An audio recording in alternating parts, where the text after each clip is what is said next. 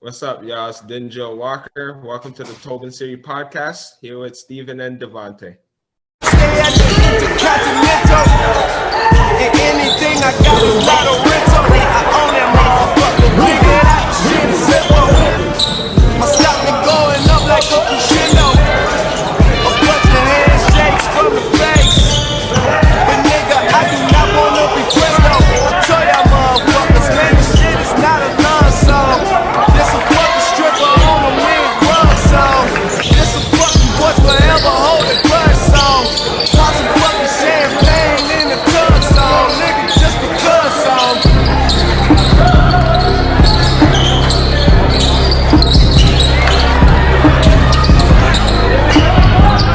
Hey Devontae, how's it going? I'm good, man. How you doing? You know, I'm good, but I feel bad for these kids, man. Open up the fucking gyms. You're right. You're right. Open up the goddamn gyms, bro. This is sick and tired, bro. I'm sick and tired of seeing kids staying home and not be able to play basketball like we were able to back in the day. You know what I'm saying? But anyways, man, it's some bullshit. But we're here with another Tobin edition, Tobin podcast edition. We are here with a very special guest, a friend, a foe, someone that I've known for quite some time. I know you and him trained together with Vlad and RBT, played together with Tobin. We have former Division I basketball player, former pro basketball player, JUCO product, a Vaughn product, a great basketball player, and a great human being, Dinjyl Walker. What's popping, my guy? What's up? What up, Steve? What up, Steven? What up, Devontae? What's popping? Here we go, man. We in for a good one today. Hey, Dim, we got a game for you, so Devontae's going to take you away with that. Devontae, what you got for us today, man? All right, Dinjyl. As we always like to start the show with a little game, get the brain flowing a little bit. So we're going to play a game called Overrated, Underrated. I'm going to give you a couple of scenarios or a couple of items, players, basketball related, non-basketball related. You're simply going to tell me if that thing is overrated or if it's underrated. And if you have a little 2 cents you want to put in there, why not? All right, so the first one to start you off, Draymond Green. Overrated off the rep. Off the rep? Okay. Off the rep, overrated. Seth Curry. Seth from Philadelphia 76ers. I'd probably go with underrated for him. Underrated. Okay. All right, let's bring it back home. OG Anunoby. I'd go underrated. We go underrated. All right. From the Chicago Bulls, Nikola Vucevic just got traded over there. Nikola's nice, but shoot. they don't really rate him like that. So I mean, I don't think so either. Underrated. I gotta go underrated, Nikola. Okay. Let's switch it up here. We got a Caribbean brother here today. Aki and Saltfish. Honestly, Hey. It might Some be. people like it, some people don't. I mean, it's underrated to me. That's the dish, man. That's the dish. Okay. All right. Before I lose my cornmeal porridge. Cornmeal porridge. Overrated. It's overrated. Woo. Wow. Okay.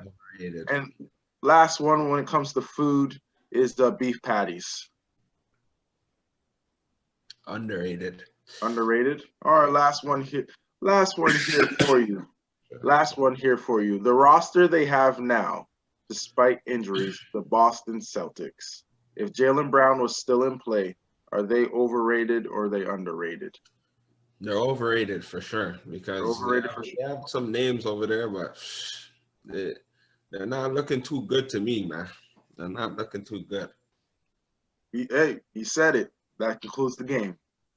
I actually got one question for that because Devontae asked Josh Collins the other day. Ketchup on rice.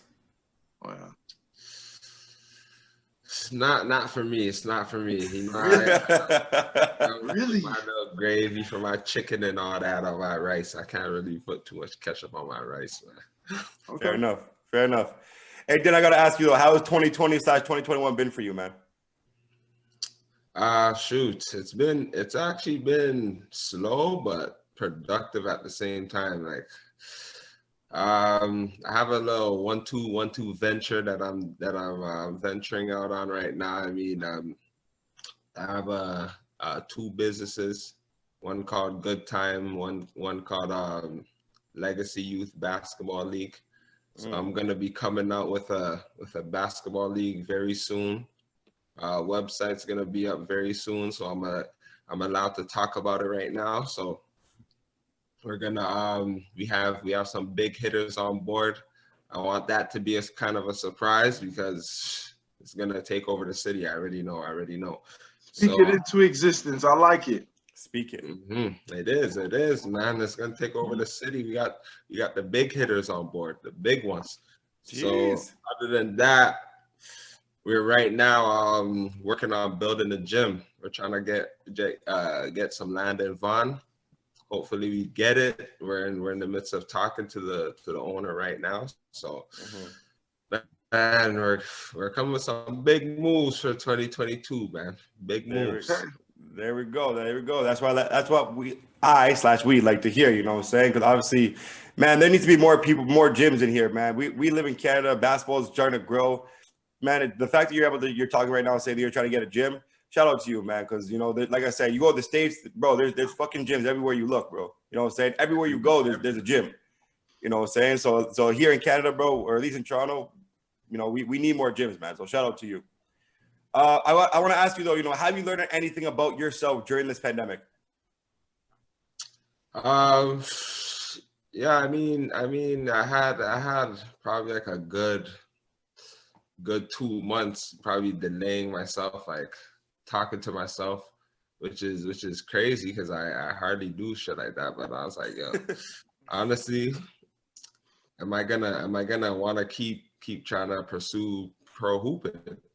So when that little journey of mine, I really sat down for like a good 2 months, literally like 2 months, thinking like, shit, am I gonna hoop? Like, should I try hoop? Should I stay in shape? Should I do this? Should I do that? But honestly, I just felt like my life was going in a different direction, which was getting my businesses up. I had the connects. I basically had everything laid out for me, and I felt like if I let this pass me by, I will regret it. So I took the other route without no fear, no regretting not playing ball, trying to play ball overseas or anything like that. So it was something I learned about myself, that I'm a businessman. I'm a businessman at the end of the day. You know? Gotta get my money. Okay. I'm not a businessman. I'm a businessman. There you go. You know, you and your brother have always had a good relationship. What does your brother's mentorship and guidance mean to you? Shoot, it meant everything to me. So a lot of people don't know. I mean, Steven, you might know, but when we're growing up and going to Antilles, when I was freaking, what grade? I was probably in like grade 6, grade 7, going to Antilles, playing with the older kids. He really developed my game at a faster rate without having training like the kids do now. You know what I mean?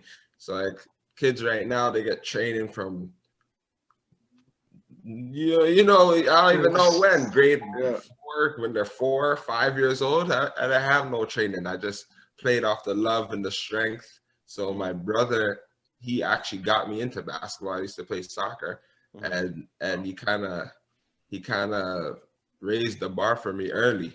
Like a lot of people don't, we were competitive. Everything he did, I used to follow him around. He was nice too back in the day. He wasn't no bum. He wasn't no scrub. So he was nice.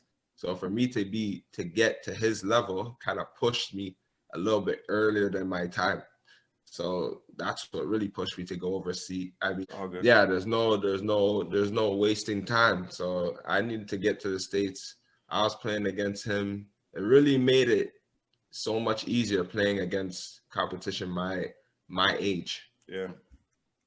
No, for sure. And you touched up on this, man. Like, Q's always been able to hoop. You know what I mean? Like, even now, I feel like if you was to lace up some shoes right now, go to Antilles and go play some 4-on-4, he would still bust some people's ass. You know what I'm saying? Q was that guy.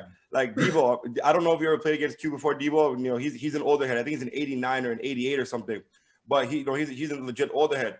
But like honestly, anytime that it didn't matter where he was, North Thornhill Community Center, Maple Community Center, Antabes, it didn't matter where it was, bro. If you pissed him off, especially, yo, he's cooking you. He's destroying you. Like you can't guard him. He's strong, good body control. He's a little. I think maybe him and Dinjyl are the same height. Maybe he's a lot skinnier than Dinjyl. But like, bro, he knows how to use his body. Yeah. He's a lot stronger than he looks. You know what I'm saying? So. But I just wanted to ask you though, you know, Dinjyl, obviously you touched up on it by him bringing you to Antabes when you were younger and stuff. But what exactly was about the fundamentals that he taught you basketball wise?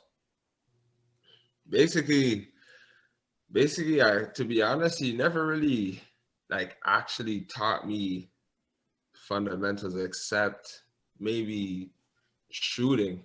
I mean, we just kind of had that grasp on dribbling, and like it just came naturally. So it wasn't too much of teaching. We used to just watch. We literally watched Allen Iverson top 100 crossovers on YouTube. I don't even know YouTube that whole time. Every 2 days. So that's where we really found our right to left crossover. That's how that came. So it was just like watching Iverson going outside, playing one-on-one, playing against each other, putting up reps. We didn't really teach each other too much things, but it was just so competitive. It was just natural that we just started learning things. We brought it to other people when we went to go play, and it just became easier and easier. No, for sure. I gotta ask you though, at what point did you realize, yeah, Q, I'm better than you now? Yeah, probably after my first year at prep school for high school. After that first year, when I came back, that's when I remember we were playing at Antabes, and these times I was bouncy, like I was going crazy, like for dunks, everything. So we came down one play. It was me versus him. We had our own teams. And it was for like the last win. He came down, kind of hesitated him. He kind of reached. I went to go for a layup. He tried to come pin me, but I was still going for a layup. But then I was too high. I was like, no, let me just dunk this. And dunked him. And then after he just grabbed me, he's like, oh my God. He's like, yeah. We just looked at each other. I'm like, yeah.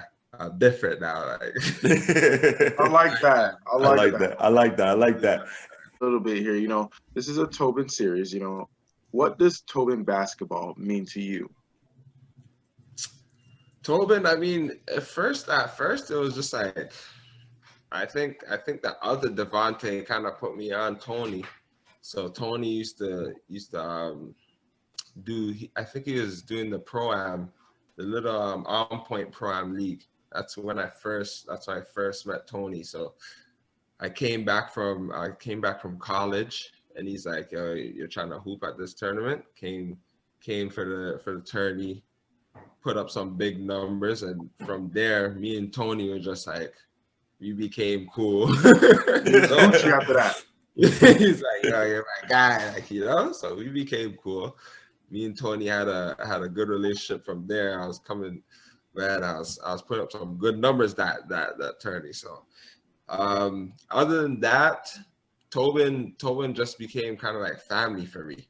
After that, it was just like tourneys after tourneys. First, you're kind of feeling each other out, just hooping, and then we started to have real life conversations. Me and Tobin guys on the team actually became good friends. Before, I just knew them from just hooping, but now I really feel like any of those guys I can call, tell them, yo, pull up here, and it'll be cordial, it'll be good vibes, man. So it just became like a family setting, and I always hoop for them no matter what, for sure. Now you've been with Tobin for quite some time now. Can you give me your favorite Tobin jersey? Probably the white one. Oh, the heart. Okay. The white one. Okay. The white one is pretty solid. I'm a casual guy, so if they want a little white jersey, Toben, or go, man. Hey, Okay. Devo, speaking of Tobin jerseys, though, where's you at? It's in the wash, man. It's in the wash. Oh, man. It's in the wash. We had to break the streak today. It was in the wash. Man. Gotta let that little, get that sand out. But it'll be back next one. But I'm gonna hit you with another quick hitter, Dinjyl. Your best Toben moment. My best Toben moment. Before you answer that, did you go to Halifax? Yeah, I went to Halifax. There you twice. Wait, let him answer. Honestly, I have a few, but I think these two are tied. I mean, the first time in Halifax, final game, we were kind of like hurting. I know Negus was hurt. He had a few guys that are kind of hurt, but like we lined up and I gave them work. 35. Lined them up, final game. They're talking crazy. They're from Halifax too. So I took it kind of personal. MJ had to take something personal. I took it kind of personal. Talked to the crowd. I was yelling at the crowd. Had a good 35. We won by 20. Slight word. And then the one that's tied with that was probably the last time in Mega City where we won. Not the last time, but I think it was like the first time I won a championship in Mega City. And I remember I got injured 2 games before my shoulder. So I didn't play the last game, the semifinals. I think Alex actually went to work that game. So I was out for him. I came back, sore shoulder. Andrew, I know you guys know I'm good friends with Andrew. Andrew Wiggins comes through. All my guys from Vaughan come through to watch the final game. 10 seconds left. Down 2. I hit Vadim. I think it's Vadim. I hit Vadim with a little crossover. Hurt shoulder, step back, pull up for game. Nothing but net. Won the chip. Nothing but net. Chip like that. I'm that nigga, B. That's how I be. That's how I be. I'm that guy, man. Talk your stuff, man. All right. Yeah. Okay. Favorite Toben teammate? I know you had quite some of those too. Yeah. I think I built up probably the best chemistry with Josh, but Siakam's actually very good. Denny was my guy that I can always rely on. That's my guy. Jamil is just there from the beginning, so like I can always just OG. I always knew what Jamil was gonna bring. I always knew he was gonna come with his leadership. No bad energy. So it was always good. It was always good, man. Now then, we got to talk about it. We got to talk about your high school career, right? Let's start off juicy. Why'd you leave Vaughan? Honestly, I'm coming out. I'm just coming out telling everything. You know what I mean? So I'm not gonna. We like it. We appreciate it. So my junior year, grade 10 year, we brought in a coach that was from Scarborough. Name was Coach Paul. We used to call him Coach Paul. So he came and kind of turned me into a even more savage. Like I was already savage, but like he came and like kind of changed my whole mentality even more to like I just felt like I was the best in the world. That's really how I was feeling. So I was putting up that year. I was putting up 40, like regularly 30, 25 point club. I was all over that. So we had one game against Nick Stauskas, and I gave their team 40, and I almost dunked on him. So that's what I was like, and I was in grade 10. I was like, yo, he used to do some crazy stuff, man. I'm telling you, he used to be like, yo, come to the hash mark, and you just look at me and you make shoot it in his face, and I'll be like, what? And I'll pull up cash. So This is Coach Paul you talking about? yeah. His methods was different, but he was a savage. You can ask Sai. I know Sai's a part of this, but Sai remembers. We would press teams from freaking the tip to the end. We beat some teams by 70 sometimes, and we're still pressing them. No remorse. So after that year, Coach Paul comes to me. He's like, I have some connects in the States. He used to also hoop. So he kind of connects me with a few guys in the States that run a few prep schools, private schools, type stuff like that. So we are kind of I was already kind of lining up to go to the Philly Prep School, Academy of New Church. And I had to do one more year. Which is I started my senior year, grade 11, when I played with Jim Knopp. And I was so like, Jim Knopp was such a different coach from Coach Paul. So I was so in my, like, I was still coming in savage. Like, what do you guys think this is? Like, I'm gonna drop 25 every single game. As you should. Mm-hmm. So me and Jim Knopp didn't really see eye to eye that year. I was still kind of savage. He was more of a team coach, team player, like run my plays. We see eye to eye for a few games early in the season, because I'm trying to get on the coach's good side and all that. So I'm running the plays, not really caring. But when it started coming to these real games, I was like, it's time for me to just get the ball now. Like, give me the ball. Everyone get out the way. I'm gonna get a bucket. What I do. Here. A bucket. Mamba. So I'm like, so me and Jim not never really seen eye to eye too much. He was benching me a little bit. Got through a little arguments here and there. But we went to OFSA. He kind of let me rock because he knew what it was. He's a good coach. Like, he knew what time it was when I'm there. Like, OFSA, okay, then rock out, Yeah. Drop a few 30 balls, and then I was like, okay, it's time for me to be out. We got to semifinals too. We got to semifinals, lost to a good team, but you can't win them all.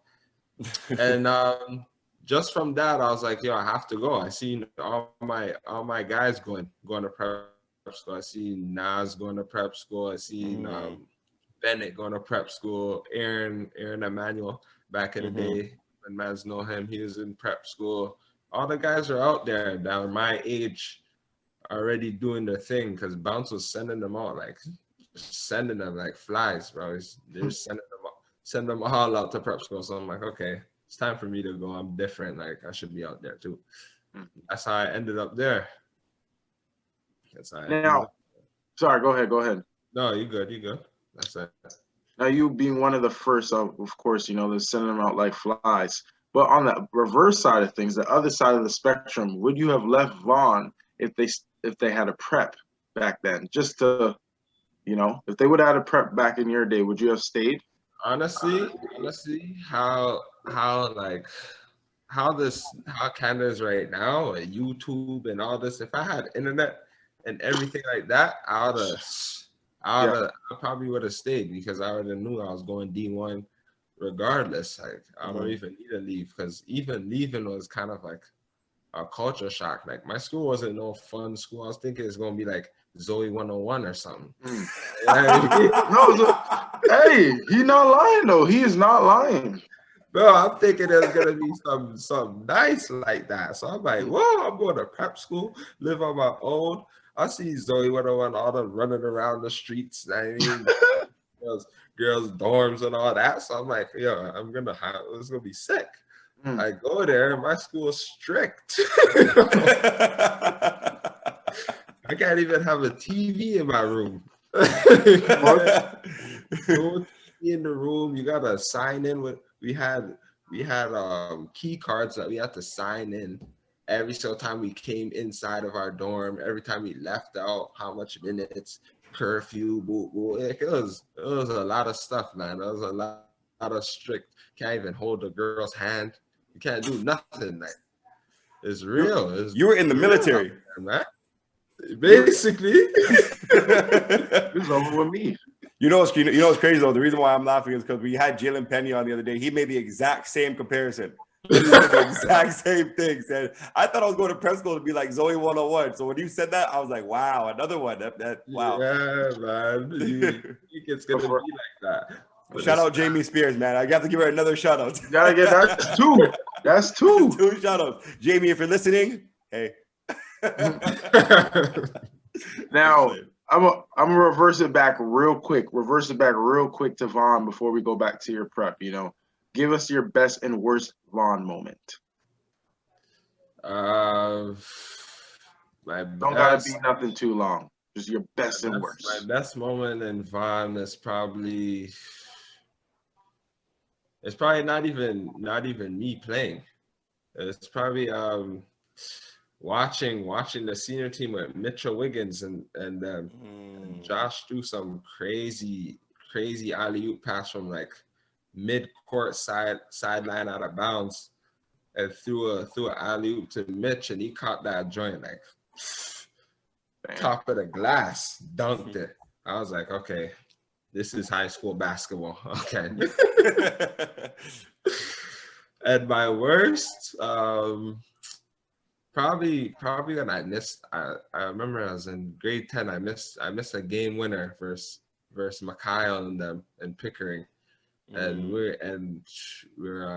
down one, and it was for the chip too. It was for the Pickering tournament chip, and I missed the game winner. My coach is like, "You should have just shot it," because I tried to draw a foul. But he's like, you should have just pulled up on them. I was like, yeah, you're right, man. From then on, I've been pulling up, man.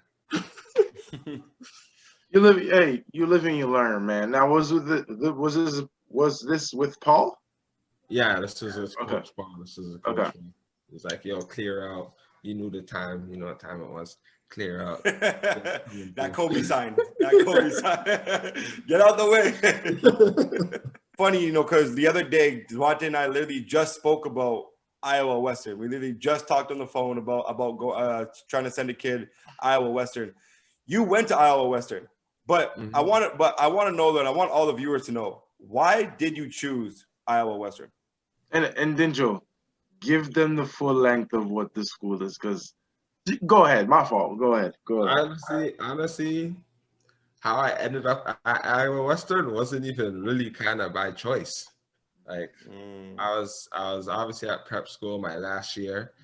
I was at average like 24. So I was giving man's work in the league. We had dudes going to Duke. Mill Jefferson, he was in the league.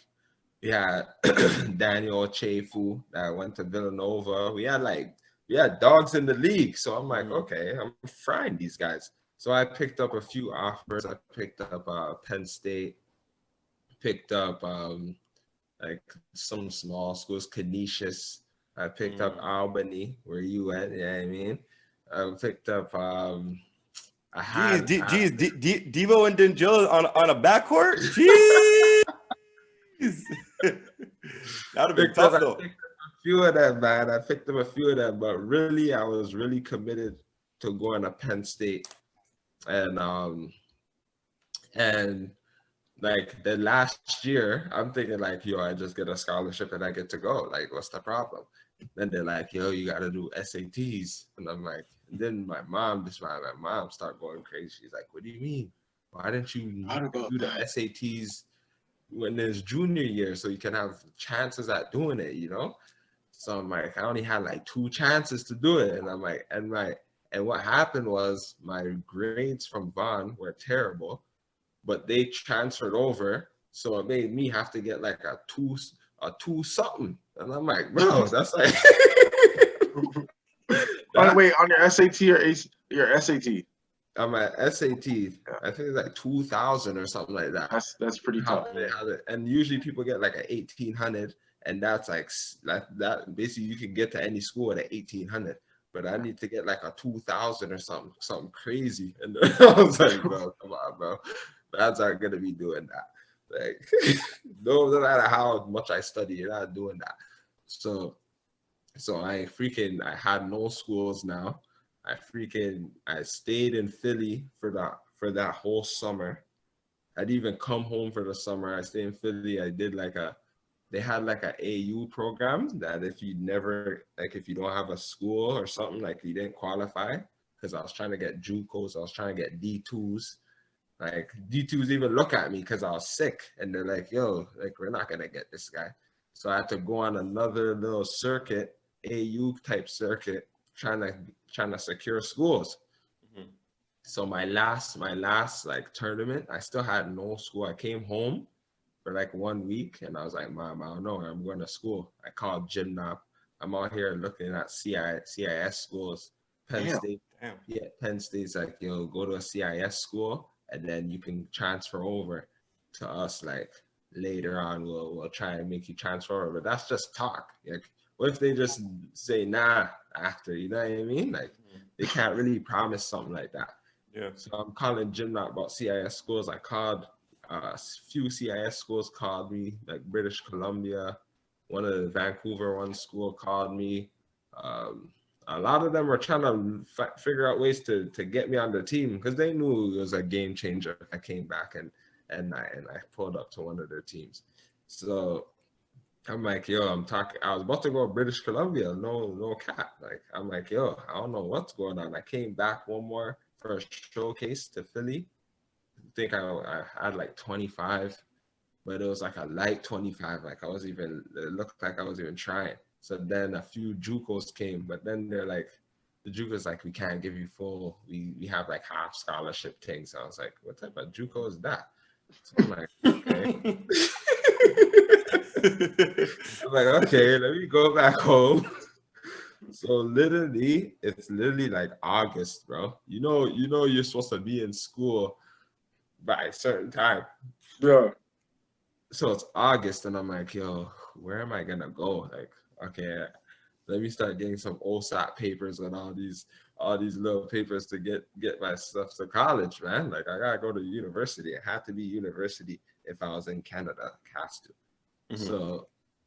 So I end up getting a random call from Iowa Western. They're like, yo, we have one last scholarship, literally one scholarship left. They're like, we have one last scholarship. Everyone's already here.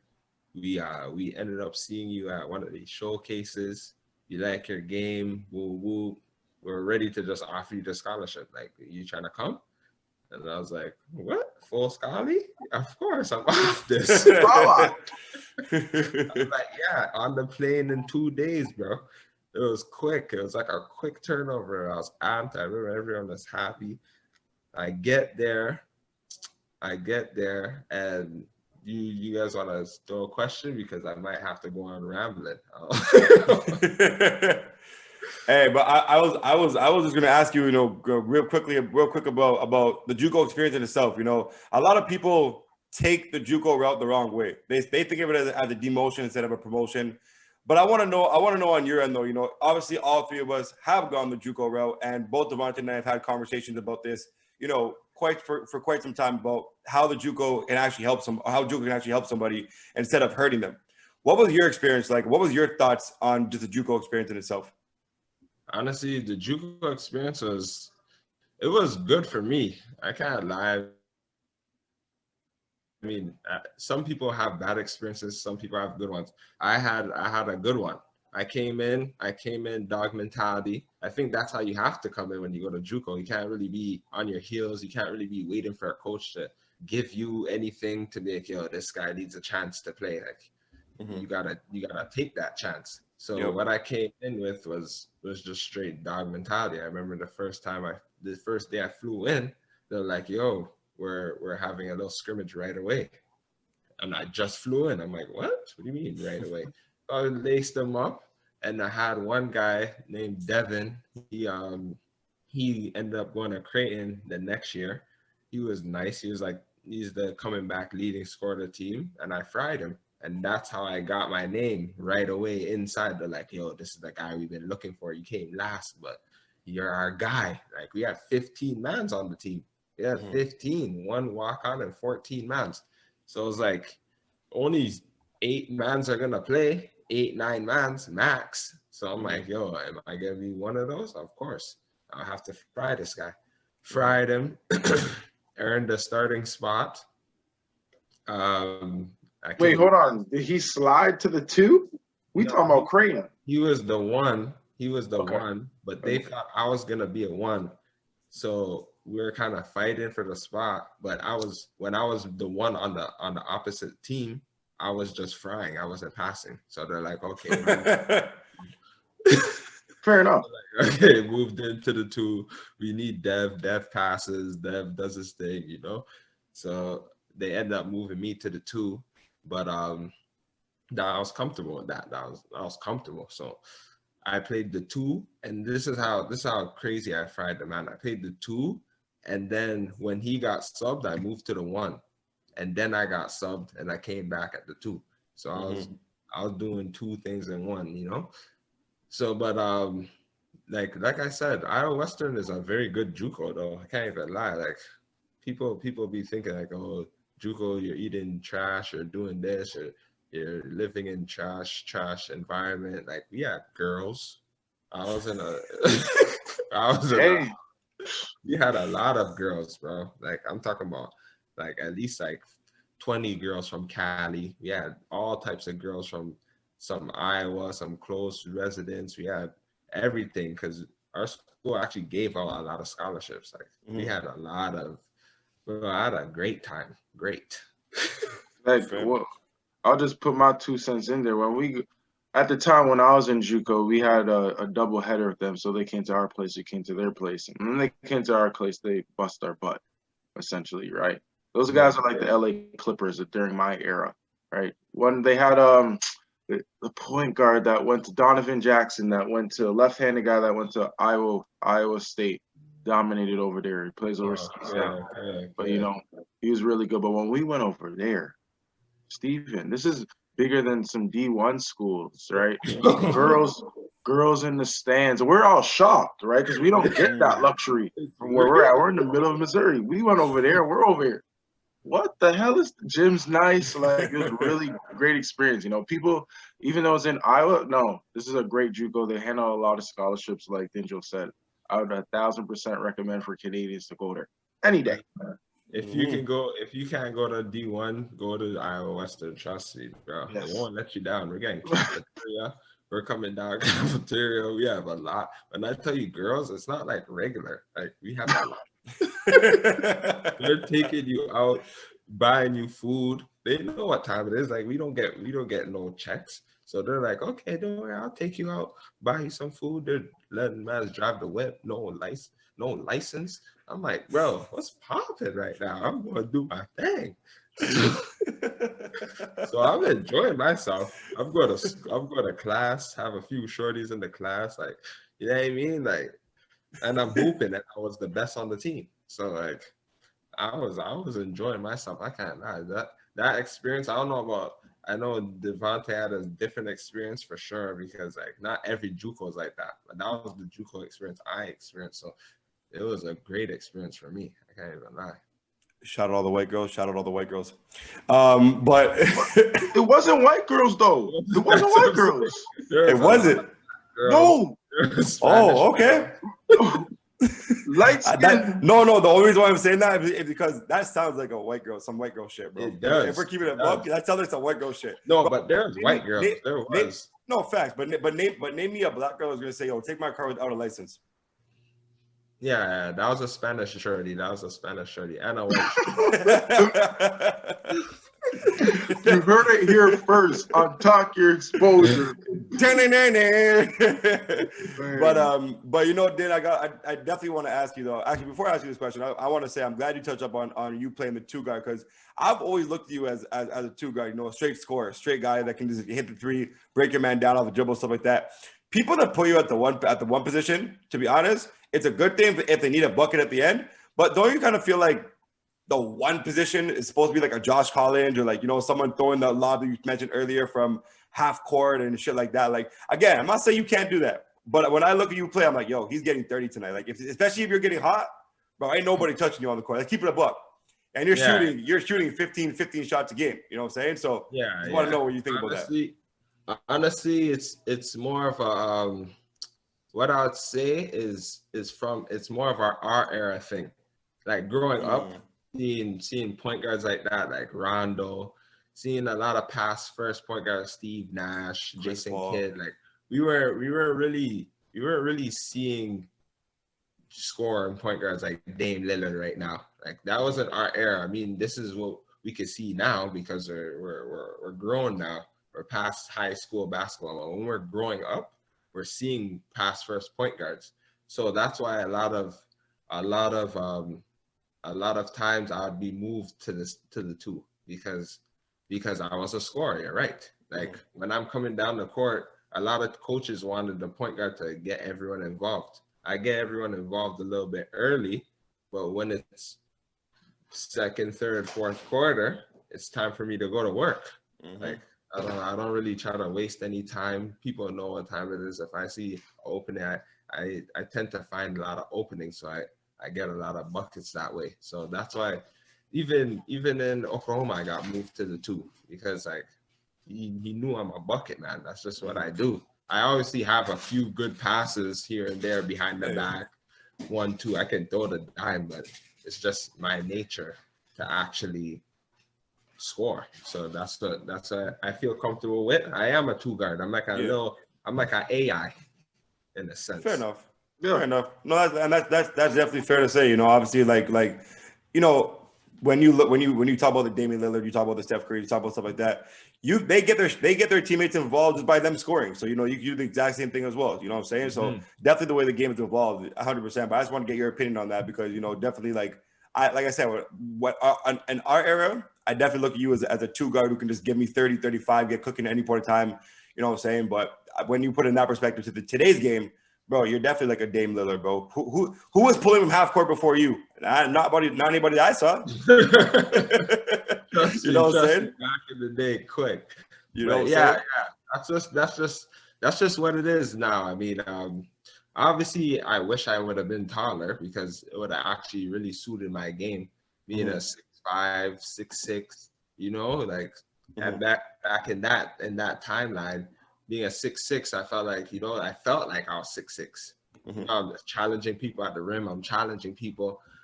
Quote Kyrie, I feel like I'm KD. Like people can't stop me, but I'm just shorter. So you know, like honestly, I'm supposed to be a two guard, but I was too short. So a lot of people mistaken me for a one, put me at the one, try to let me be a pass first, which is just not in my nature. I tried it, but I just feel bored. I get bored out there. You know, so after Iowa Western, you know, that great time at Iowa Western, you know, you transferred to Oklahoma University. How'd they get in the mix? Honestly, bro, it's a long recruitment story. I mean, it seemed like every recruitment story for you has been long, bro. That's the trend. My journey is not like anyone else's. None alike, man. It's crazy. Like, junior after JUCO, ending off JUCO, I had at least like. I probably had the most schools I ever had in my life. I probably had like 20 to 25 schools.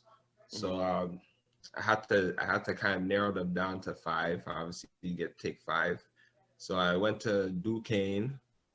I probably had like every single 8-10 school, literally. But I just didn't know, like, you know, Devontae, when you don't really know like what D1 is, like you have to go. Like my mentality is you have to go high major. You have to. No, it's true. Or you can't go to the league. So especially for us, yeah.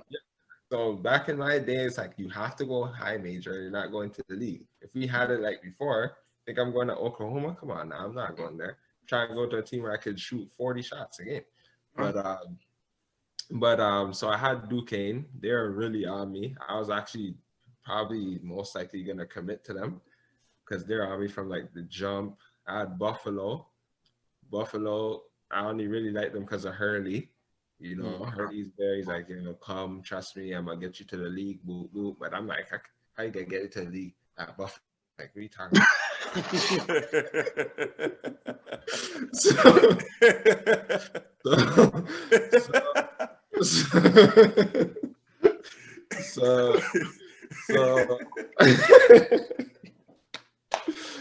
Bro, some real talk, bro. Real talk. Yo, sorry, continue. Sorry. About Buffalo. So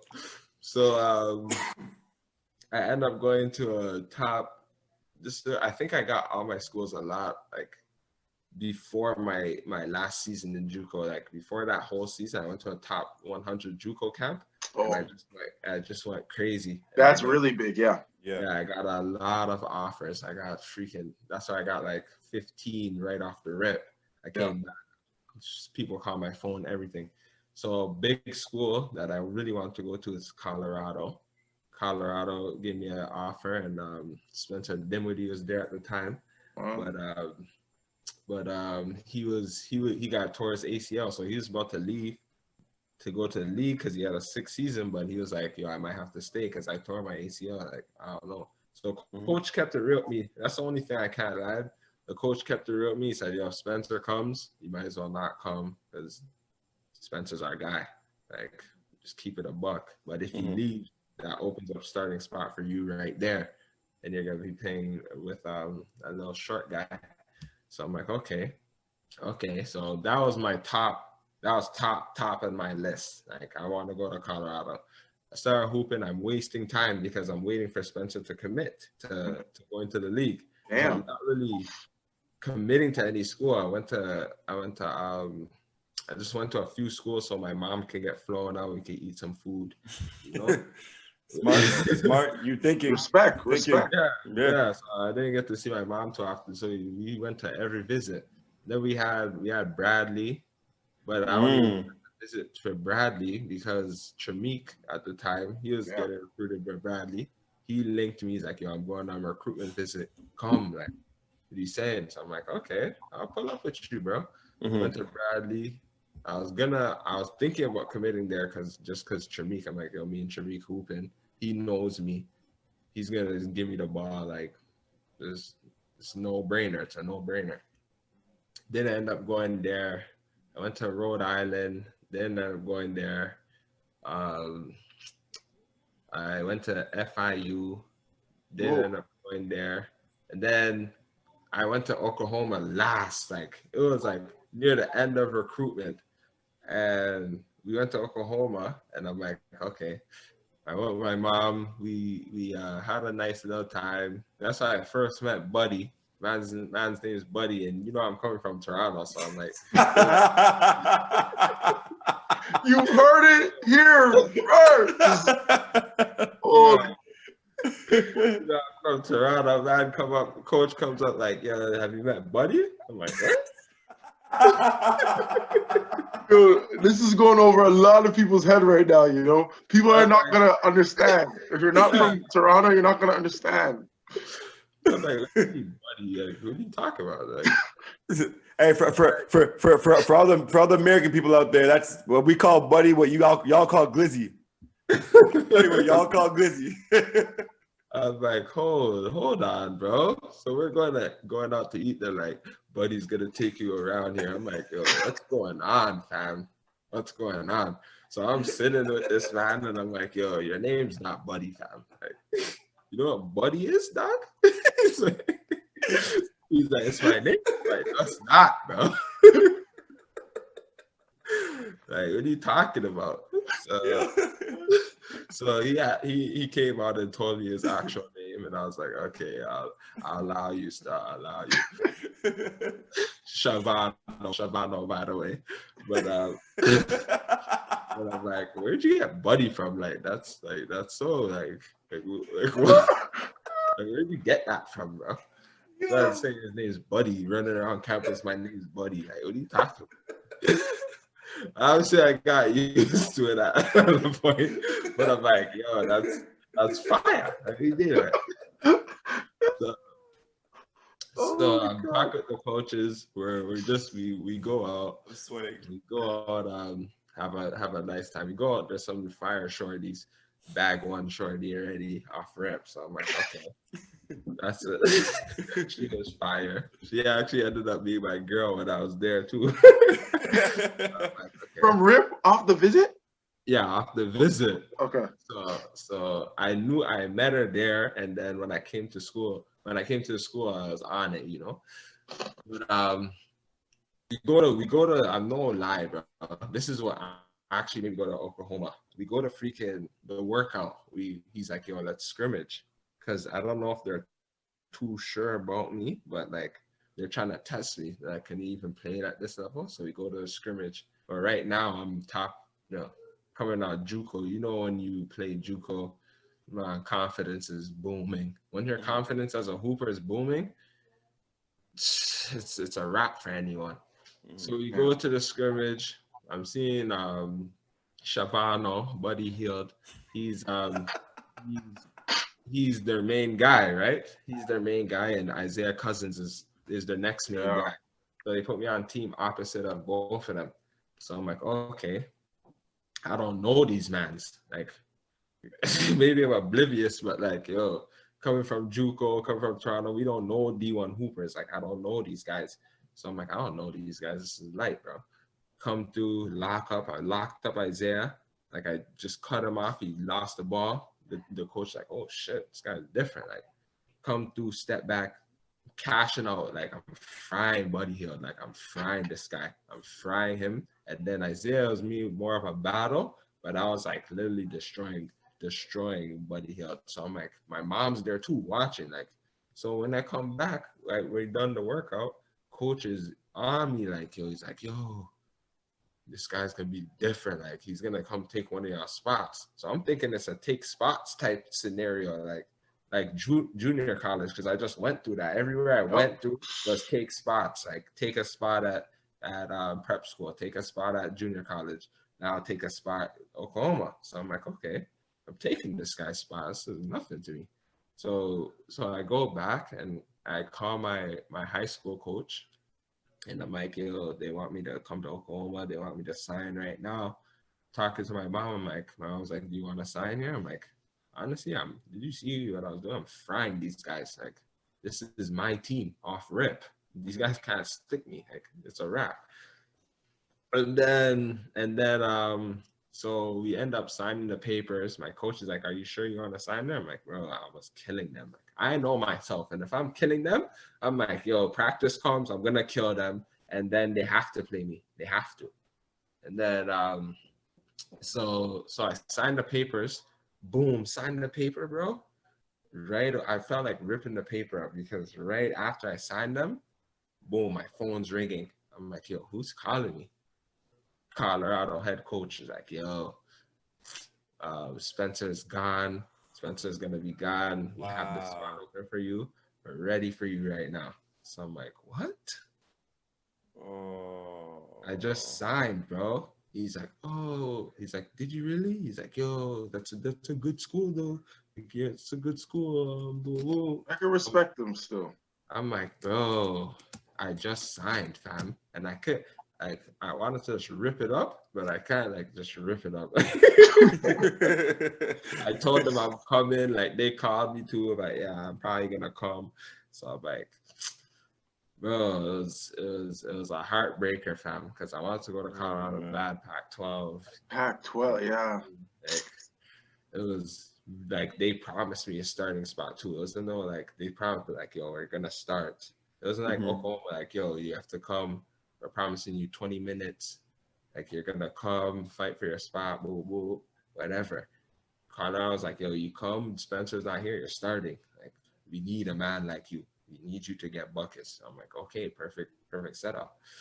So that's how I ended up getting to Oklahoma, bro.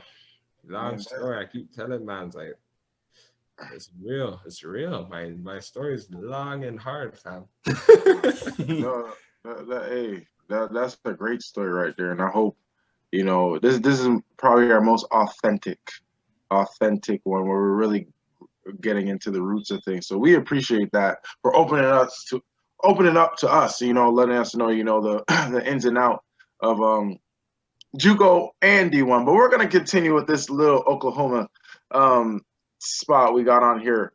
Give us your NCAA realization moment. When did you realize, okay, I'm here now? Whether it happened in the game, practice, schoolwork, maybe more girls, campus life, what happened?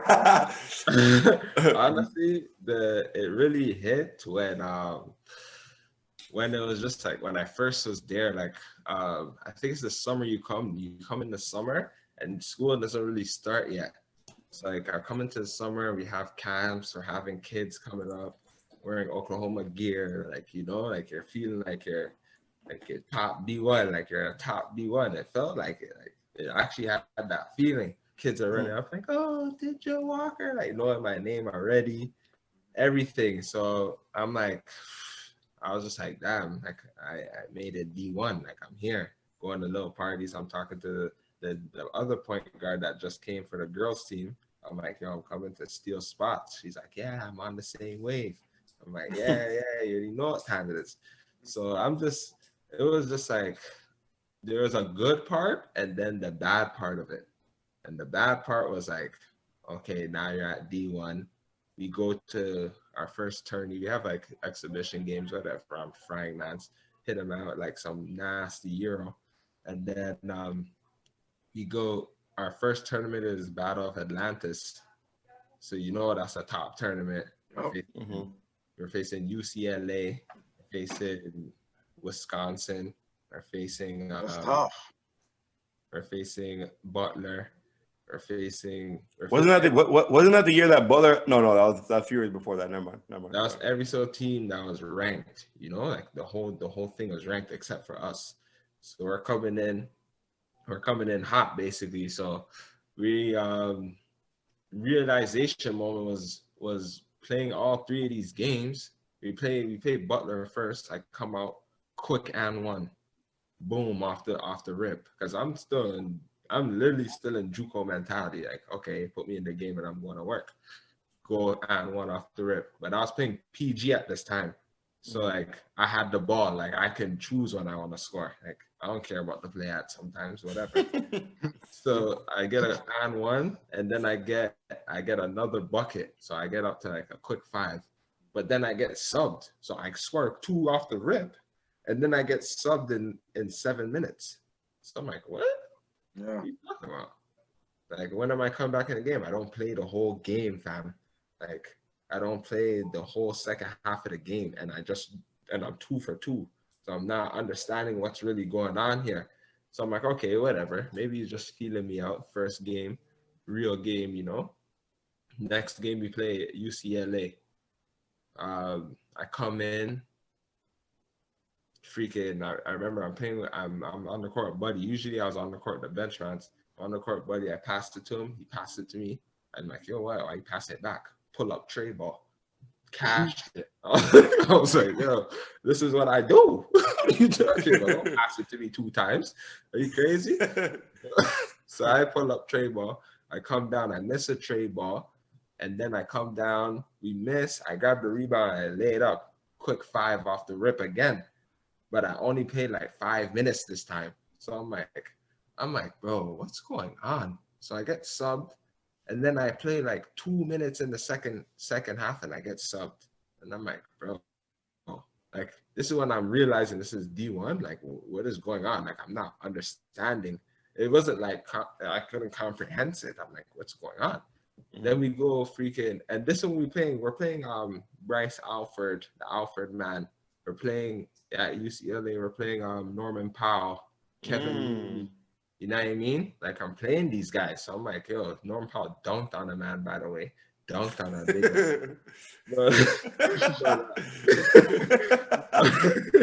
It was crazy. And my first bucket in my face was Bryce Alford ever in D1 history.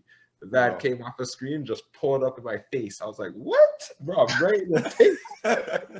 That's Bryce, though. That's Bryce. That's Bryce. Cashed it. I'm like, okay. So I'm like, okay, realization, okay. Because I didn't get scored on in Butler. So I was like, okay, this guy's different. These guys are different. So then we beat them. Then we go on to Wisconsin. This one, Wisconsin's number 1, Sam Decker, Frank Kaminsky, Giants. They're like, okay. So my coach trying he thinks he's smart, bro. Because I come out and I'm playing soft because everyone's playing soft. You know, we're scared of these guys. Like, you know, when you have that animosity, like your team's scared because they're number one rank in the country, they're number one. So everyone is kind of nervous. Buddy Hield's shooting 3 for 15. Like, he's just working. So everyone's bummy. So I come in, I'm not bummy. I'm like, bro, are you crazy? I pass it a 1-2 because I'm trying to play now. I'm trying to play. So I'm like, yo, I need to play more minutes. So let me pass it a 1-2. And then I'm walking up the court, and my coach goes, go. So what does that mean to you? It means go get a bucket, right? Well, he's like, yo, go. I think he was telling me go start the offense, but to me, I heard So he's like, go. I'm like, what? Go. Boom. I run up the court, full speed now, hit the man with a right to left, go up, challenge Kaminsky at the rim, laid him. Like on some lay I didn't even know I could do. I swear I didn't know I could do that. I laid him, and then everyone's like, what? This guy just laid Kaminsky? Like, my team is, you can sense the energy, like, yo, we can actually play against these guys now. Then just laid him. Why can't I, you know? So then I get the ball, I get at the side, jab a man to the basket, lay him too. So now I laid him under him. So I'm like, okay, I'm laying mans. They can't stop me. Then I come up, next play, and throws me a ball. I pull up Trey on a fast break, but a guy comes and fouls me. So I missed it, but I hit my 3 free throws. So now I have a quick 7, and it's only been like 5 minutes. So I'm like, yo. But then my coach is a hater. I don't care if he can hear me. He freaking puts me on Sam Decker. So I'm 6'2", and he's like, yo, guard 6'9". And he's 6'9". So he's putting me in the post. I'm trying to body up, foul, beep. He tries to body me up again, foul, beep, 2 fouls. He's like, yo, come out the game. So he takes me out the game because that's usually the rule when you get the 2 fouls. He's like, yo, we need scoring to Lon Kruger. And then Kruger's like, he's like, yeah, we do. We're locked right now. He's like, yo, you gotta put Din in. You have to put Din in. So he's like, yo, Din, come. And I'm like, yeah, finally I get to play the second half. So I go. He's like, go get a bucket. I go. I miss. But once I miss one time, the man's yelling at me, you know? He's like, yo, what are you doing? But then I come to pull up a tray ball, cash out. So I'm like, yo, I'm here, 10 points off the rep. What are you talking about? And then I started passing a little. I missed like I missed like one more shot. Passed it a little. He got slapped by like 20. But I was the player. This is how you know the team was nervous. I was the player of the game on our side, and I only had 10 points. And I only played like 10 minutes or like 12 minutes or something like that. And I was like, yo, you guys are playing junk. Like, it's not my fault. We lost. And that was a championship game. So that's when I realized this is D1. Like, there's politics. Politics start hitting me. I was like, yo, Buddy Hield's their guy. The man took me into his office, bro. And he said, he's like, yo, you're a point guard. If you see Buddy Hield open, you have to pass it to him. Like, you can't be shooting like that. You can't. Wow. You have to pass to Buddy Hield. Like, he told me that in his office. He called me the next day. And the next game we played Techie. Man takes Cesar Gill at Missouri. And I come out, hit a tray ball, and I get subbed for the whole game. So this is when I was like, bro, nothing's making sense in this D1 world. It's not.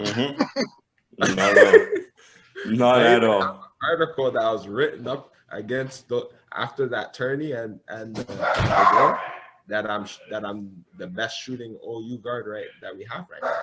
An article came out, and once that article came out, he wanted to simmer me down so bad, bro. He's like, don't look at the articles, do what you're told, boo boo. Because I was shooting like 50% from 3 and like 54% from the field. And I'm like, what do you mean? The man just came and wanted to do an article on me. It's not my fault. You talk about that's what really hit me and showed me like that's D1 basketball. Like, some teams maybe you get to fight for your spot. Some teams use their bench. My team didn't. and my team was just catering to Buddy Hield. So it is what it is, you know. I always still enjoyed my experience and loved the school because obviously it's a good school. Got Final Four, he did a lot of things, but that was my realization. Like, D1 is very like basketball is starting to be politics, which I never experienced before. And again, you know, that's such a great point. You know, D1 is D1. It's a world of itself, right? This is a very special one because we have a player here that got to play in such a prestigious league with a prestigious player, right? So this is the first time we get to hear the what goes on behind the scenes with you guys. So we have to capitalize on this moment while we're here. Because you've already elaborated on Buddy Hield, can you just give us a hidden gem about what it was like playing alongside him, whether it's in an actual game, practice, outside adventures? What was it like just being around that type of player? Honestly, like all the little rumors about Buddy Hield, like he lives in the gym, he shoots 3 hours before game time, he freaking does all these things. It's true. It's actually true. It's crazy. Because I was like, me coming through, like I'm just a hooper. Like I never really put myself in like training positions where I'm training freaking 1 to 3 every single day, training 4 to 5. So he's like literally like a machine. Like he showed me what it takes to actually make it to the league. Because he made it to the league, right? So he was literally, bro, if I tell you, like, we'd put it like this, we'd go out one night, come back at 2, he'd be up at 5, gym 6, get to gym, he'd be at gym 6, working out 6 to 7:30. He'll go get some food. I'll be asleep, obviously. and then he would come back. I had a workout at 12. So he'll come back at my workout at 12, workout again. Then we have practice at 2. So I'd work out before practice. Then we have practice at 2, we do practice for 2 hours, whatever. Then he'll come back at 8 to 10, and then we might go out again. You know what I mean? Like, you never know. Like, we might go out again. And he'll still redo that routine every single day. Wow. And then before games, he would shoot literally 2 hours before games, just shooting. And I'm like, bro, are you tired? Like, what's going on? I did it one time, and it was like, I'm like, yo, you're a machine. Doesn't even make sense. I shot 2 hours before the game time with him, and I was shooting. We rested for like 20 minutes, came back shooting. I got in the game, and I only could run up and down the floor 2 times. And I was like, bro, I'm burst. Like, coach knew I was burst. I had to get subbed. I was like, coach. I'm like, this isn't for me. So his work ethic is crazy. He's one of the best shooters I ever seen. Practice battles were very crazy. I used to have the videotape. We used to get the videotape to our iPad. Well, the man used to run around, talk crazy in practice. Like, once he catches the ball, like before he even shoots, he'd be like, I got you. Do out. Boom. Hit a tray in my face. I'm like, what? What do I think this is, me? Before he even, like, while he's catching the ball, he's running off the screen. While he's catching the ball, oh, it's too late. I got you. Do out. And I'm like, what? I'm running. Boom. Slap the tray in my face. I'm like, holy. So I have to obviously come back at him. I was cooking him. Same way, he don't got no defense. No, he don't got no defense. He got good offense, but he got no defense. I was cooking him. So the coach used to make us run extra because I'm cooking him. How's that possible? I have to run the suicide because I cooked him. Yeah. I'm like, it was a great experience though. Like, he's one of my good friends to this day. So like, I don't hate on him for whatever he did. Like, he did what he had to do. He made it to where he had to go. So I'm always proud of accomplishments like that. But he was special though. Like, you seen him, bro.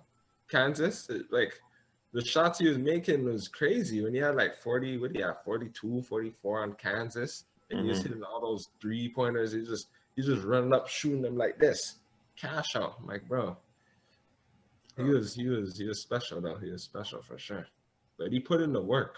And that's what the kids need to understand. Like, he didn't just wake up and just start shooting Steph Curry like Steph Curry. Like, he put in the work, bro. He was out here shooting every single day, every single second, no sleep. So yeah. Shout out to you on that response, bro. Because honestly, too many fucking kids don't understand how to get in the gym and work on their shooting, bro. They come in the gym, and we've talked about this on another show with Tony and Nabil. But you know, bro, I hate kids that think that they're all Steph Curry, bro. I really hate kids that think that they're Steph Curry at 10 years old. Why are you pulling from half court or pulling from NBA 3 when you haven't even made consistent layups, bro? Like, bro, just anyways, that's a whole nother story for another day. My apologies, Devontae, continue. No. So let's get into this tournament run. You know, I hate to bring it up, but you know, your first year you guys made the tournament, but you lost to Michigan State in the third round after beating my school, Albany, and Dayton. You know, walk us through that game of Michigan State. The Michigan State was tough. I can't even lie. They had, I forgot who they had, but they had Bryn Forbes on that team. Okay. And they had a next big man that was sick, but I forgot the guy's name. Dark skin guy, no? It was Valentine or something like that. Wasn't it Valentine was on their team as well? Yeah, they didn't have Valentine that time. It was like a very athletic dark skin guy. Yeah, it was an athletic dark skin guy. They didn't have Valentine at that time, I remember. I forget his name too. I know what you're talking about though. Continue. Yeah, he was sick. So I mean, my whole team was amped. We had a guy, Tayshawn, that was my roommate. He was probably like our second best guy. Like, he was a big man. He used to go to work, like, we trusted him with everything. Like, down to the wire place, it's like, if you need a tool, give it to Tayshawn. Like, he was a transfer. He transferred from Houston, University of Houston, transferred to Oklahoma just for 1 year. So we're in a dogfight. Literally, it was like a dogfight. I got in one time that game. I hit a 3, so you know, I helped my team. Buddy was having a battle, but this one Buddy wasn't he wasn't cash out. Like, he was cash, but he wasn't senior year Buddy Hill, you know, and he's dropping. He wasn't cash at me. There was no cash at me. We're just cash. So like, he was our main guy, but he wasn't as developed as we needed him to be. Like, that senior year Buddy Hill, if he had that one, we would have won for sure. But Bryn Forbes gave us like a 25. He was cash out. So it was a good run for my first run. Like, I never experienced anything like this. Like, going to the tournament right away, good run. I know everyone was heartbroken after that, but it was a tough game. I just remember Bryn Forbes giving us some buckets. And the big guy, he dunked all over us. He was going crazy. Man. Now, whatever happened last year, going on this beautiful run, it obviously correlated to next year because you guys made it to the Final Four. Talk to us about that experience. Yeah, that one was like a love-hate, but it was because, like, that year I was playing so much. Like, I was averaging like probably like 18 minutes a game. So it wasn't more, it was just on and off though. Like, but most of the games I was averaging like 18, like good games, Texas, all those games. So it was kind of like, okay, now I'm hooping. But then when we get to the end, we get to the tournament, now the coach wants to come to me and he's telling me, oh, I got to develop my young boys. Like, so like, you're going to leave. I'm not going to have you next year. So I got to start giving some minutes to my young boys. I'm going to give your minutes, basically. Basically, he told me that. So I'm like, okay. I mean, I'm not going to be a hater, but I was cheesed. Obviously, I'm like, bro, like, what are you talking about? But I was cheesed, but I'm like, I can't be a hater. Like, we're in freaking, we're in the tournament. Like, what am I supposed to do? Be cheesed up on the bench the whole time? So we get a few games. I get in a few games, like early games, do my thing. But honestly, that was probably the best run I ever seen Buddy Hill do. Yeah. He was like, it was like literally, it was just like a show. It was like freaking watching TV. That's like NBA. Got your food, started eating on the sideline, you know?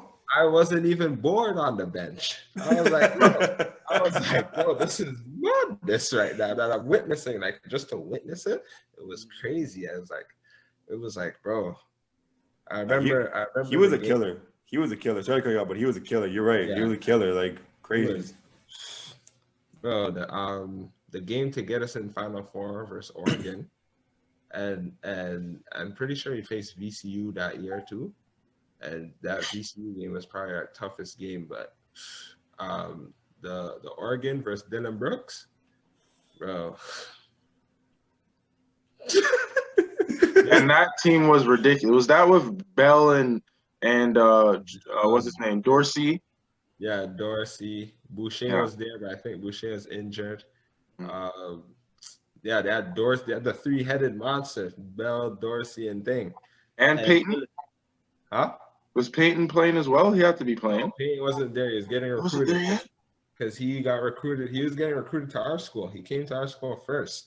And then he ended up going. Him and Buddy were going at it too when he was in high school. Wow. Yeah, he's special. So he already knew off the rip, like, yo, I'm gonna be that guy. But like, he knew he couldn't come because Trae Young was coming soon. So like, in the back of his head, he had to. The smart move on his part. Yeah. Realization and be like, okay, Trae Young's coming in my position. It's either I'm a one and done at Oklahoma or I get pushed back. Yeah. And then I have to wait till this guy leaves or something. Because Trae Young was different. Like, he was different. Now hold on. We might get into a different spiel here. You got to see Trae Young come on his visit? Yeah, Trae Young came to Oklahoma a lot. He was working out with us from, I think he was a sophomore? Wow. So he was working out, playing against us, sophomore in high school, playing against us at Oklahoma. And they were giving him the whole super treatment. Anytime he wanted to come, you can come. We will take care of you. Boo boo. Like, you're Trae Young. Like, you're a hometown, because he's a hometown kid. He's from Oklahoma. Yep. So he could come any single time, anytime, which he did. He started coming a lot more often. But I even had a good relationship with his dad. Like, his dad used to ask me, like, yo, do you think Trae should come here? What do you think about this? Like, I know, I see how you are. Like, you're nice. Like, because he used to watch our practices and see how, and when we're working out, I'm going to work. But he's like, you're nice, but like, I see how Lon's kind of treating you. Boo boo. So me and shout out Trae Young's dad, you know what I mean? He's a good guy. But yeah, that Oregon game, bro. Buddy Hill 39. Yeah. It wasn't even fair. And we faced a lot of good teams that time. We faced Ben Simmons that year. LSU. Shout out Isaiah Cousins. He hit the game winner on them. Tough. I even have to guard Ben Simmons. I don't know why I'm guarding all these big guys. But like, but here's the thing though, that's kind of unfair because like he's a point guard. You're a point guard, but he's a fucking 6'9" point guard. Yeah. So I'm like, I'm guarding Ben Simmons. It worked though, because as a guarding Ben Simmons in college, like he can't really just bully you because you'll get a charge, right? And he can't really just. He's not fast enough to get past you if you're actually playing defense. So it's more like when we put our big man on Ben Simmons, he was just crushing that. It's like, this guy 6'10" has to guard me. I'm gonna go past him and dunk him. He hit us with a thing to our big man and reverse dunked him. So I was like, okay, yeah, this guy's going league. Now to conclude our show, Dinjyl, I'm just gonna hit you with some quick hitters here and get you on out of here. Since you mentioned it earlier in the show that you did play soccer before, I'll switch this up for you. Would you rather own your own soccer team where the cap space is unlimited cap space, or own your own basketball team? Honestly, I'd probably own basketball just because I just love the game and I can always watch it no matter what. I mean, I liked soccer. Like, it's not like I loved it. Okay. So it's a little bit different with soccer, but basketball is just I can always just enjoy myself no matter what. And it's just good it's just a good competitive sport. I can go out, try recruit kids. I can, you know what I mean? Like make your team better. You can see it grow. Like it's just more attachment with basketball for me. For sure. And you know what they say, you know, you do what you love, you never work a day in your life. So here's another one, which I'm interested to know. You know, would you rather rap or sing? Like be a rapper or a singer? I'd rather be a singer. Okay. Jeez! That's who I had. I'm not about all this gang rap and rapping against, like, you know what I mean? Like No. that's why Drake kind of do a little singing now, because he knows that's where the shorties are and that's where he's trying to get. That's where he's trying to get to. That's what he's Give me trying your top three singing artists right now. Top three singing artists. Off the top of your head, no particular order. You know, Breezy's definitely Yes, my he is. my top guy, Breezy. I do have to be right now. Yeah. No. All time. It could be all time. R. Kelly was my guy. Okay. R. Kelly was my guy. And just to throw in a little something from right now, Weekend, because Weekend still gets bumped when I'm with a 1-2 shorty, you know what I mean? So Hey, I feel you. Okay, next one. If you could make a movie about your life, what would it be called, and who would star in it? a movie about my life will be called it'll be called it'll just be called Perseverance. So it'll be called, Ooh. and then I would have Will Smith star in it. Young Yeah. Will Smith. You trying to come out with a blockbuster hit? Okay. Yeah, young Will Smith, BB. We're gonna have we actually will have Will Smith when I'm older and I'm growing in my business. And then we'll have, like, you know how you have the younger version of Will Smith that kind of does that. I have the dude from Snowfall be me as a young Franklin Saint. Franklin Saint. Franklin Saint. Okay. Now, since you are so detailed, who would be the star female? There's got to be a female somewhere. Yeah, there's a female in my life, so I'd have to be Christina Milan. Ooh. And I got a little juice in me, you know what I'm saying? I got you. Let me ask you one more. Sorry, Toben. Let me ask you one more related to that. Who would play your mom and who would play your brother? My mom, my brother. If Franklin is thing, then my brother would be. My brother. That's a tough one. That's tough. I don't know. My brother, my mom. I think I could do my mom. My mom will be like a Gabrielle Union, you know. Okay. And my brother will be, you know that guy that played like Mike. Lil Bow How?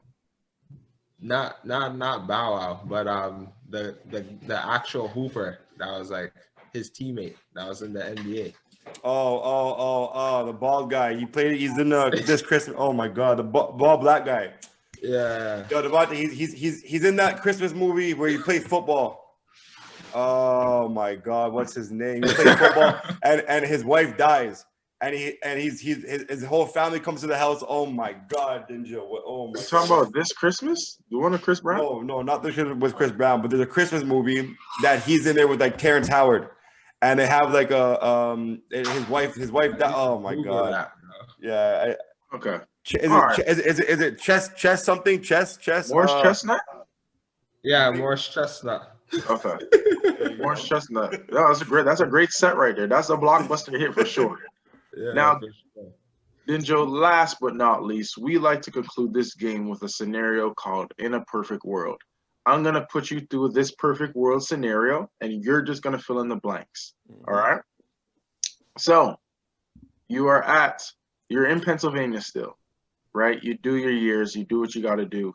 And similar to what you did, you get a lot of schools. You are a 5-star recruit in this perfect world. You have every school in the country. You cannot pick Oklahoma. You cannot pick Colorado. What school would you go to? That's easy. I'm going to Villanova. Villanova, we got our first Wildcat here on the board. With Jay Wright. Okay, so you are with Jay Wright. Show the bag, Iggy. Debo. Say that again. Show the bag. Show your Villanova gear, my guy. I don't even know where that is. But I think that bag's gone. But you're Jay Wright, freshman, a first team all freshman. You're doing what you got to do. Double-digit score. You're leading this team, right? And as you know how it works. You don't get to pick where you get to go in the NBA, but you could kind of dictate by the interviews you have. Yeah, like this organization, this one. You know what I'm getting with here? You're in the lottery. Where are you going in the NBA? You cannot pick the Toronto Raptors. We're putting that rule in. You cannot pick the Toronto Raptors. This is blasphemy. Where are you going? Shoot. I'm probably going to Orlando. Yeah. Or Phoenix. Or Phoenix. Okay. For the sake of this, the last show we had Miami. So we're gonna flip it over, put you on the West End, put you in Phoenix for the sake of this perfect world. Now, you're at the end of your rookie contract. You did your 4 years. You're the franchise players for Monty Williams and the Phoenix Suns. Now, you guys have the luxury of getting 2 people on your team, 2 recruits. Here are the rules. The first person you could get has to be a rookie or sophomore. The second person is done their 4 years and is a vet in the league. Who are those 2 people you're picking? Steven, text me who you think it is because we both know who the first person is. Who are the other? Are you saying that the first person as in the rookie? It don't matter. Okay. So we're going while you take time to elaborate on these 2 people. Me and Steven always like to pick who we think these people are going to be, right? So you go ahead when you're ready. Okay, you guys ready? Because I think you should know who the first person I'm picking for my rookie and sophomore recruit. You already know, Nikhil. All right, let's see. Okay, let's see. We locked in our answers. So who? Yeah, go ahead. Nikhil Alexander Walker. Thank you. One is coming to my team. Yes. Shout out Cuzzy. My next guy I'd have to come with is Giannis. Giannis. You have to pull up. Because me, I can shoot all the shots. Do my Nick, he can dime up and I can count him to shoot. Giannis gonna swallow up all the boards and we could throw alley-oops to him. I like that. The floor. I like that. That's a championship right there. Another shooter like that. That's a championship right there. And you know that the last question here is who do you like? There's a lot of NBA going on right now. We're about to head into the playoffs, right? Who is that team or those set of players that you're like, you know what, I'm gonna turn on the television today and watch them? I mean, for sure is obviously Brooklyn. We're obviously watching that. We're obviously watching Cuzzy when he's playing. Yeah. But a must-see from the last, 15 games. Steph Curry and Brad Beal Westbrook. Brody. I already know they gonna do their thing, so it's just entertaining to watch now. Right. See what's going on, but that's for sure. That's a must-see. All right. Appreciate that. For sure. But Dinjyl, we gotta ask, because we ask all of our guests this question to conclude the show. Who is somebody that you would like to hear on Chalk Your Exposure? But here's the kicker, though. If we can't get them on, you got to get them on for us. Is this a Tobin or is this through Toben? Excluding Tobin. Excluding Tobin. We got all the Tobin guys lined up already. Yeah, we got Tobin guys lined up. Shoot, I'd definitely like to see. Try to get Cuzzy on here, or I actually really want to hear Nas's story. We got a story. he has a grind story similar to mine, but he touched the league. Like he has experiences in the league too. So like, I definitely want to hear Naz's story. You can make that happen though. I can hit him up, man. Appreciate that. We appreciate that. We appreciate that. Hey, Dim, man, let us know where we can find you on social media. You can find me at Doowop1011, DOOWOP 1011, Instagram, everything. It's all the same. It's all the same. Hey, make sure you guys go follow my guy, man. Follow my guy. Get him up to 1,000. Get him up to 2,000. Get him up to 3,000. Everyone listen to this. Get him up. Get us. No. What do you have right now? 6,000, 7,000? I'm at like an 8,000. So I'm near 9,000. 10K, bro. Get him up to 10K. So I don't know why. My apologies. I should put some respect on your Instagram. My apologies. I don't really be on it like that. So, it's all good. It's all good. I feel that. And before we let you go, we just want to let everybody know, remind everybody, make sure you guys tune in to RWI Basketball on YouTube to check out this video on YouTube or on Spotify, Apple Podcast, anywhere you get your podcast, to be honest with you, under Talk Your Exposure. Subscribe, hit that like button, make sure you turn on your notifications whenever we drop an episode, because this today is not an episode you guys want to miss out on. This is a great episode. And then with that being said, honestly, this has been one of the most informative episodes that we've had on Talk Your Exposure. Out of all the seasons that we had, all the episodes that we've had, you've been real, you've been genuine, you've been authentic, and we thank you and appreciate you for that. We see your family walking back and forth in the back as well. So, this is all authentic on your end. Me knowing you for, damn, how long has it been? A couple centuries or a couple, for quite some time. So it's been a minute. So to be able to hear this from you on our show as well, and you dropped some gems today too. So we want you to stay safe. Hope the family stays safe. Hope the family is able to do what they want to do, and hopefully get out of this pandemic soon. Hopefully you're able to continue your ventures that you wanted, and we wish you nothing but the best moving forward, man. Yes, sir. Yes, sir. Appreciate you. One more shout out to NWB, my mom's non-for-profit. Go get your bingo cards, man. Go get your bingo cards. Go get your bingo cards from NWB. Shout out, mom.